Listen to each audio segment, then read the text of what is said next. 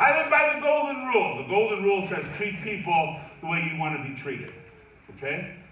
Here's a new commandment, Jesus said. He raises the bar and says, now love one another. Here's a new command I give you. Love one another as I have loved you. Woo! That's a high bar. Because let me tell you about this guy I know. This guy I know is the biggest hypocrite. This guy makes promises and can't keep them. His mind is triple X-rated. He can be a real scoundrel sometimes. Loses temper with his kids. He and his wife sometimes fight. He's impatient when he's on I-25. He's not sometimes nice. He used to have a dog. When his dog peed on the carpet, he wasn't nice to the dog. And that man is pastor of Foundations Church. Oops. Yeah, oops.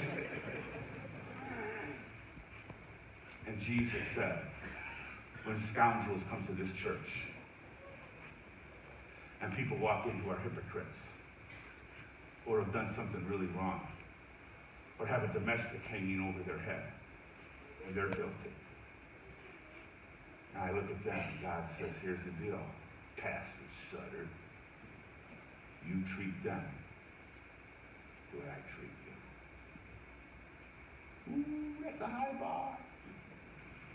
That's a high bar. But when the church gets it, it looks at everybody with love. Are you all with me? It's powerful. And then there's a new movement called the Way. The Way. It's called the church. It's called the Way.